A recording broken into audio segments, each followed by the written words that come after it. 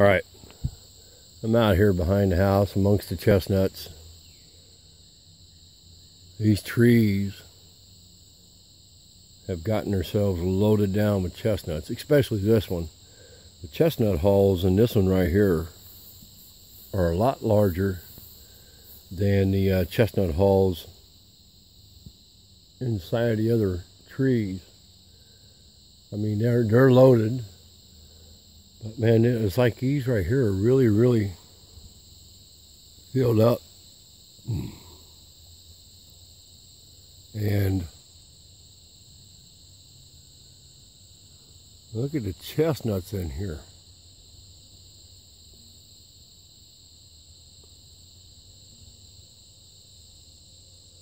This thing is loaded up with chestnuts. All over in it.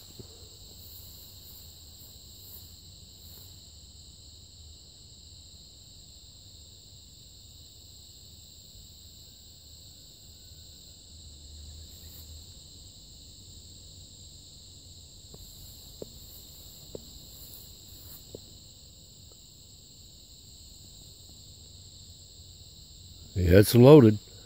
That being said, what's really odd about this tree, which I'm going to walk over here and I'm going to show you.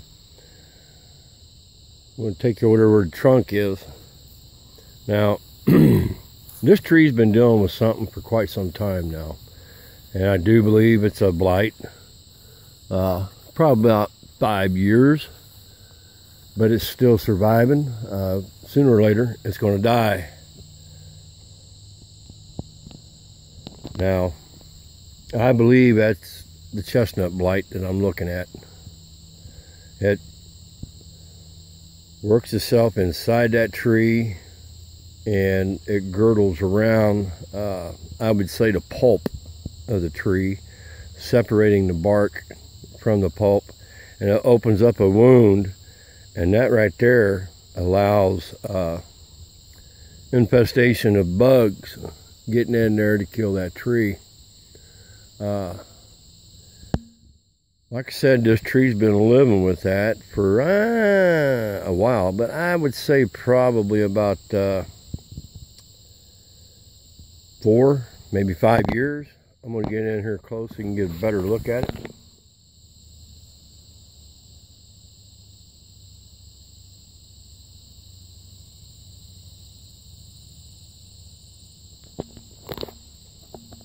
Now, I haven't cut that tree down. To cut that tree down and try to keep it from spreading, you're not going to stop it from spreading. It's everywhere. It's in the trees. It's in the animal's fur. For whatever reason, there's no reason to cut that tree down as long as it's producing like it is. Eventually, that tree will die. I'll cut it down, and I'll do whatever I plan to do with it. Firewood, got some good looking limbs in there to make walking sticks. But anyhow, I have another one over here behind me.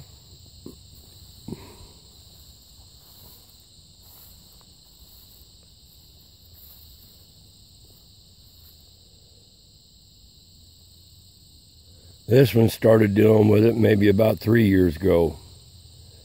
Or 2, somewhere around there. But in any event, it's something that I've seen.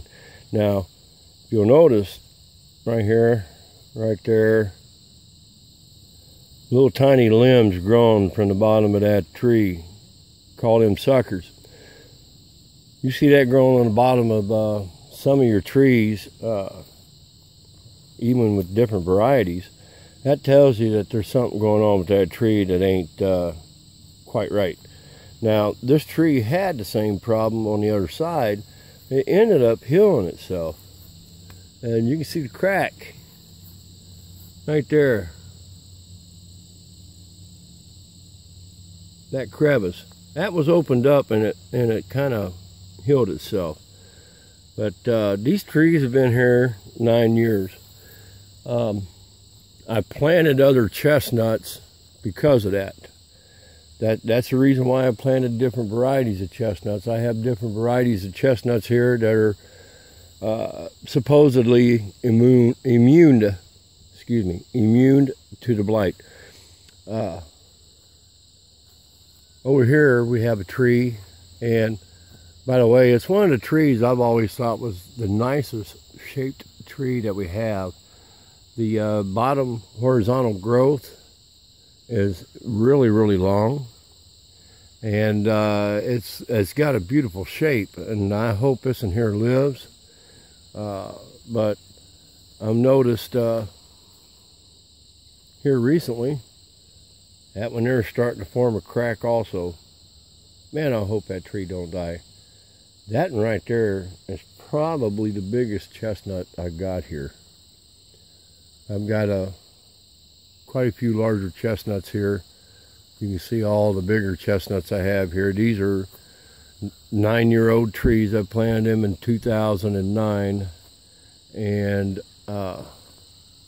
this was the start of me growing chestnuts. Well, anyways, I just wanted to share with you what was going on here, and if you're having a problem like that with your trees, my suggestion is go to a different variety of tree. Get yourself a different variety like the Dunstan chestnut, the LaRocca,